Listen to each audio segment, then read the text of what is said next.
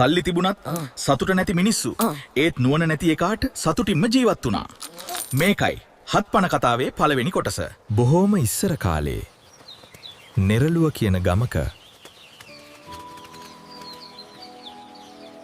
කුසල් හාමි කියන්නේ ගොඩක් පොහොසත් ගමරාලෙක්. ගොඩින් අමුණු 5ක්, මඩින් අමුණු 7ක් ඉඩම් ඔහුට තිබුණා. ඔහුට සල්ලි ගැන තිබුණේ අමුතු ආදරයක්. දවසින් දවස පෙට්ටිය අතගාලා බලනවා. කුසල් හාමිනේ තඩු නොවේ. ඇය සල්ලි වලලලා සංගවනවා. ඒත් කාගෙන්ද දන්නවද? තමන්ගේ සැමියාගෙන්ම. මේ දෙන්නට ලස්සන දුවක් හිටියා. කෙස් දනට වැටෙනට රූමත් තරුණියක්. ඒත් මේ කතාවේ විශේෂම චරිතයට කිරිහාමි ගමේ කවුරුත් ඔහුට කියන්නේ නඩ පණ්ඩිතයා කියලා.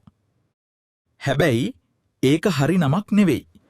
මඟුල් ගෙදර ගියොත් කිරිබත් ඔක්කොම හංගලා තනියම කනවා. ඒ නිසා ඔහුට තවත් නමක් තිබුණා. කිරිබත් හාමි. හප්පච්චියේ මොකද මේ බලන්න. හරිවරි හරිවර හරිවර ගෞරවමාන හරිවර හරිවර මනසලවල හරිවර මනසල හරිවර ඒත් ඔහුට තිබුණා එක ලොකු වාසියක්. හොඳ නමක් වුණත් නරක නමක් වුණත් එක වගේම ගන්නවා. ඒ නිසා ඔහුට දුක් නැහැ. ලෙඩ නැහැ. සතුටින්ම ජීවත් වෙනවා.